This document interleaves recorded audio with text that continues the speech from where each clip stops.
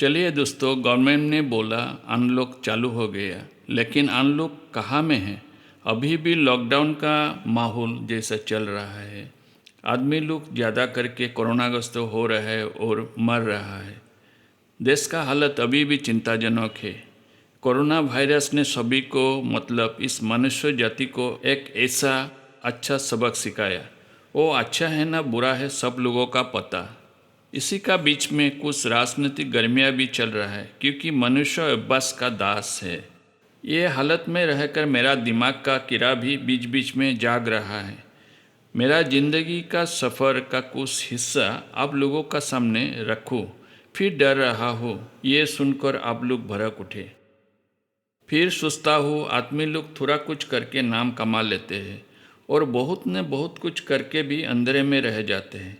ऐसा मैं भी एक इंसान हूँ। आज 30-35 साल का काम करने के बाद भी समाज का लोग पूछता है, तुम्हारा वो फोटो का दुकान कैसा चल रहा है, महीना में कितना पैसा कमा लेते हो?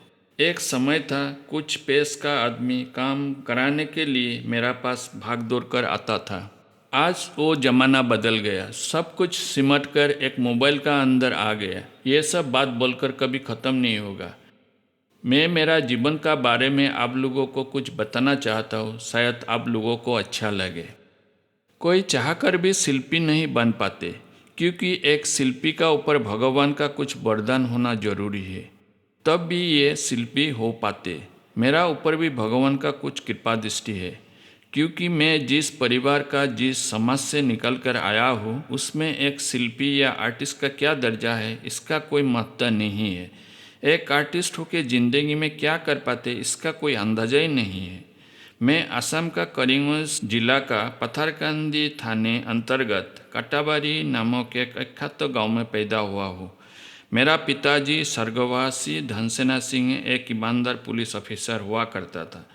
मेरा माताजी राजलक्ष्मी देवी एक धर्मप्राण महिला है। मेरा बचपन का यादें खास करके करीमगंज टाउन में और पत्थरकंदी से जुड़ी हुई है। मेरा ये कहानी में सिर्फ मैं शिल्पों का ही बात करूँगा। करीमगंज का पहले हम लोग अपर असम में तिनसुकिया में रहा करता था। पिताजी रेलवे पुलिस में नौकरी करता था। तब मैं इतना छोटा था, इसलिए कुछ याद नहीं है। बाद में करीमगंज आने से हम लोग बल्लभपाल बोल के रेलवे कॉलोनी में एक आदमी का घर में किराया रहने लगे। नज़दीक में एक रेलवे स्कूल था, वह हमको भर्ती करा दिया गया। हम लोग आने का पहले बल्लभपाल गुजर गया था। उनका घर का आंगन, बागीचा, बहुत बड़ा पुकुरी, खेलने का माठ, सब कुछ मिलाकर एक सुंदर परिवेश था। हम स्कूल जाते, शाम को कुछ समय खेला करते थे और समय मिलने पर पुकुरों से मट्टी उठाकर वह लोगों का एक ढकीघर था, वहाँ मैं चैन से बैठकर छोटा छोटा देव देवता का मूर्ति बनाता था।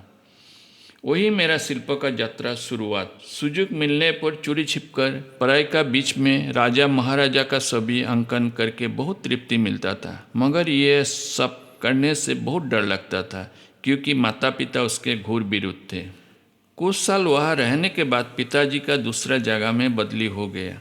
तब हम लोग माँ और दादाजी के साथ पत्थरकंदी चला आया, क्योंकि वहाँ में हम लोग का संपर्कीय बहुत लोग रहते हैं। वहाँ फिर पत्थरकंदी हायर सेकेंडरी स्कूल में क्लास 4 में भर्ती हो गया। यहाँ में मेरा एक नया शिल्प जीवन शुरू हो गया। वहाँ का कुछ शिल्पी लोग का काम देखने से हमको बहुत अच्छा लगता था। मैं भी सोचता था काश वो लोग का जैसा हम भी बन पाते। पढ़ाई के साथ साथ छुप छुप कर छवि आंकना, उस समय कलकत्ता से निकलने वाला शुक्तारा किताब का बटुल द ग्रेट और हदा बुदा का छवि हमको बहुत प्रेरित किया। वो सब देखकर मैं भी बनाने की कोशिश किया। यहाँ मैं और एक बात बोलने को भूल गया। करीमगंज में रहने का समय वहाँ का लोग का जुलन यात्रा देखने का लायक था। वहाँ शिल्पों का प्रदर्शन होने का साथ साथ कारीगरी दिशा में बहुत सुंदर उपस्थापन है। वो सब देखकर पत्थरकंदी आने का बाद मैंने भी बनाने की बहुत कोशिश की। यहाँ में सिर्फ मैं ही अकेला। तब भी जो लोग देखते वो लोग मेरा तारीफ करते, मैं बहुत खुश हो जाता। एक बार तो ऐसा हुआ, काम करते करते ऐसा थक गया था, जुलन यात्रा शुरू होने का पहले हम बीमार होकर बिस्तर में पड़ा रहे। मेरा वो शिल्प का काम कभी शादी का गेट बनाने में, कभी सरस्वती पूजा के मंडप सजाने में उपयोग किया है। स्कूल का एक बात बहुत याद आता है। मैं तब क्लास 8 में पढ़ रहा हूँ। समर वेकेशन शुरू होने वाला है। तब सब छात्र मिलके पैसा इकट्ठा करके इसी पैसा से माइक भाड़ा करने, बजाने का साथ मिष्टी लाके टीचर वगैरह को खिलाते हैं। तब मैं 2-3 क्लास से ब्लैक बोर्ड जमा करके चक पेंसिल से सुंदर ड्राइंग करने का कोशिश करते हैं। एक बार एक डांसिंग उल्फ को देखकर हमारा प्रिंसिपल सर ने हमको बहुत तारीफ किया, जो आज भी याद है। पढ़ाई के साथ साथ ड्राइंग का भी चालू था। इतिहास का हर पन्ने में दिखाई देता राजा महाराजा, रानी, सुल्तान, देश के नामी दामी आदमी जैसा महात्मा गांधी, रविंद्रनाथ ठाकुर, बंकिम चंद्र चट्टोपाध्याय, विद्यासागर, माइकल मधुसूदन दत्त, हर एक मेरा मगज में बैठ गया था। अलाउद्दीन खिलजी, रजिया सुल्तान, अकबर, बाबर, हुमायूं, सिराजुद्दौला, टीपू सुल्तान, नेताजी सुभाष, ये सब का फोटो न देखने से भी मैं ड्राइंग बना सकता हूँ। ऐसा कितना सभी आकर, लेकिन आज एक भी नहीं है, क्योंकि गार्जियन को उसने कोई रुचि नहीं है। इसलिए इसको इकट्ठा करके रखने का कोई सवाल ही नहीं। मैं आज सोचता हूँ मैं भी कुछ इकट्ठा करने रखने से बहुत मज़ा आता था। और एक बात मन में बहुत सताता है, वो है हमको गाना गाने और गाना सुनने में बहुत अच्छा लगता है। बचपन में मैं मणिपुरी रासलीला में करीबन 9-10 बार श्री कृष्ण का भूमिका निभाया। इलाका का बहुत लोग हमको अच्छा कृष्ण बोल के जानते थे, किंतु दुर्भाग्य का बात है उसी वेशभूषा में मेरा एक भी फोटो नहीं है। जाने दीजिए ये सब बातों में क्या है। फिर मैं मेरा शिल्प जीवन की और 2-1 बातें बताने की कोशिश कर रहा हूँ। जब भी मैं कुछ नया देखता हूँ उसमें मेरा दिमाग घुस जाता है। उदाहरण के तौर पे सर्कस देखकर आने का बाद वो लोगों का कला कौशल ड्राइंग में उतारने का सफल प्रयास करता हूँ, जो मन को बहुत आनंद देता है। क्लास में ड्राइंग में एक सब्जेक्ट था, उसमें अच्छा होने के लिए बहुत कोशिश करता हूँ, लेकिन ज़्यादा अच्छा होने से कॉपी किया बोल के 0 मार्क दे देता है। ऐसा घटना 2-1 बार हुआ, इसलिए मैं बहुत मायूस होना पड़ा। 70 दशक आते आते चारों तरफ एक युद्ध का माहौल छा गया, क्योंकि हम लोग वहाँ से बांग्लादेश बॉर्डर ज़्यादा दूर नहीं है। राजकीय सड़क मार्ग पर लाइन मिलिट्री गाड़ी जा रहे हैं। गाड़ी पर सुंदर सुंदर चेहरा वाली मिलिट्री ऑफिसर को देखकर बहुत अच्छा लगता है। सभी में वो लाइन गाड़ी, सैल्यूट दिया हुआ मिलिट्री का छवि बनाने को मन को बहुत तृप्ति मिलता था। एक बात जरूर बताना चाहता हूँ, मेरा ये काम देखकर घर से भी कोई ड्राइंग का चीज़ या कलर हमको भेंट नहीं दिया। छोटा जगह इसलिए यह सामान मिलना भी आसान नहीं था। एक बार घूमने के लिए सिलचर गया था, वहाँ मेरी मौसी रहते हैं। मौसा भी हमको बहुत प्यार करते थे। वो हमको इधर उधर घुमाने ले जाते हैं। मेरा मन का बात जानकर उसने पहले एक वाटर कलर का छोटा सा सेट हमको उपहार दिया। तब मेरा मन बहुत प्रसन्न हुआ। तब तक मैं सिर्फ लाइन ड्राइंग का काम कर रहा हूँ।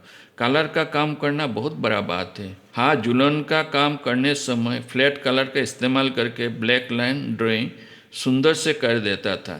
दर्शक को देखकर मोहित हो जाता है। क्लास 8 में पढ़ने का समय मेरे दीदी का शादी हुआ। मेरा जीजाजी बम्बई शहर में नौकरी करता था। तब मैं पहले पहले जे स्कूल ऑफ आर्ट का नाम सुना था। तब से मन में एक आशा था, कभी मौका मिलेगा तो ज़रूर वहाँ जाके पढ़ना चाहता हूँ, किंतु होगा क्या नहीं हमको मालूम नहीं था। मन का बात मन में ही छुपा के रखा। जिंदगी का गति आगे बढ़ने लगा। बाद में हम लोग गुवाहाटी में चला आया। तब गुवाहाटी को नगर या सिटी नहीं बोलते, क्योंकि तब गुवाहाटी का जनसंख्या 5 लाख से भी कम था। आज वो गुवाहाटी का हालत देखने से डर लगता है। मेरा पढ़ाई में कुछ गड़बड़ हुआ, इसलिए पढ़ाई में ज़्यादा ध्यान दिया। तब भी बीच बीच में सुযোग मिलने से ड्राइंग का काम करते रहा। गुवाहाटी आकर हायर सेकेंडरी पास करने के बाद आर्य विद्यापीठ कॉलेज में नाम लगा लिया। तब पढ़ाई के साथ साथ नया उद्यम से ड्राइंग का काम करने लगा। वहाँ एक सुंदर शिल्प संस्कृति का वातावरण था। वात्सरिक प्रोग्राम वगैरह में मैंने बढ़ चढ़ कर भाग लिया। ड्राइंग प्रतियोगिता में पहले दफ़ा पुरस्कार भी मिला था।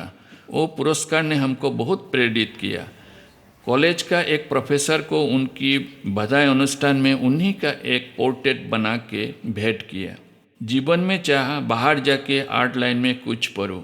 एक बार डायरेक्टर ऑफ कल्चरल अफेयर्स मतलब सांस्कृतिक संचालय से शांति निकेतन में पढ़ने के लिए असम सरकार की तरफ से एक इंटरव्यू लिया था।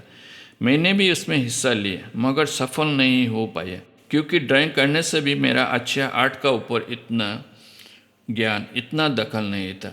पिताजी का एक ही बात है, पहले डिग्री कंप्लीट करो, बाद में क्या होगा देखा जाएगा, नहीं तो पुलिस में नौकरी है उसमें घुसा देंगे। ऐसा भी हुआ था, हमको पुलिस में नौकरी मिल गया। कॉलिंग कार्ड पे आया। ट्रेनिंग जाने के लिए घर से बंदोबस्त करने लगा। मैं चारों तरफ अंधेरा देखने लगा। क्या करेगा नहीं करेगा हमको कुछ नहीं पता चला।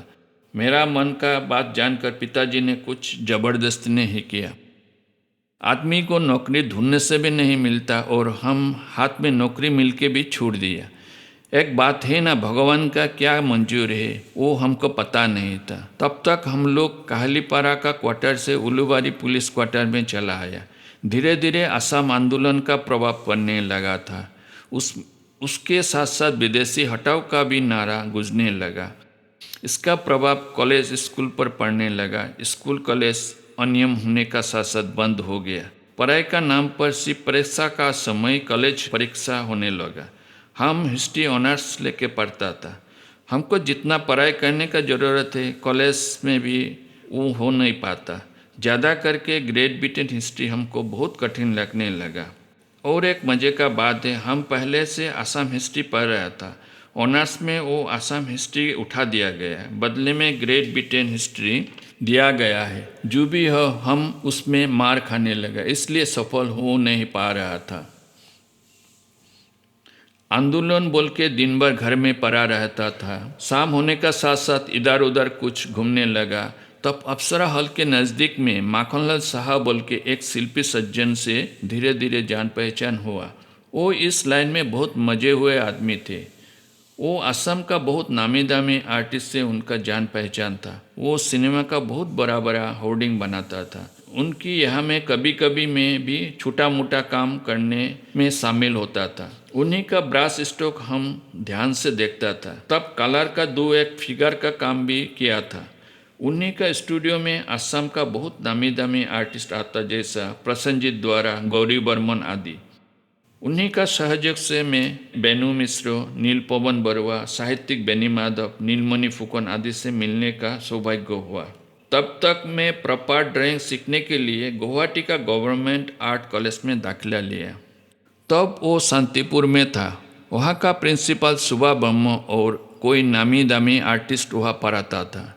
तब कुछ दिन ठीक ठाक चल रहा था। अचानक 3 महीना बाद असम आंदोलन के लिए वो भी बंद हो गया। तब मेरा जीवन दिशाहारा नैया का जैसा हो गया। क्या करूँ ना करूँ हमको पता नहीं था। समय होने पर घर में पढ़ाई करते बीए फाइनल परीक्षा में बैठा और परीक्षा अच्छा नहीं हो सका।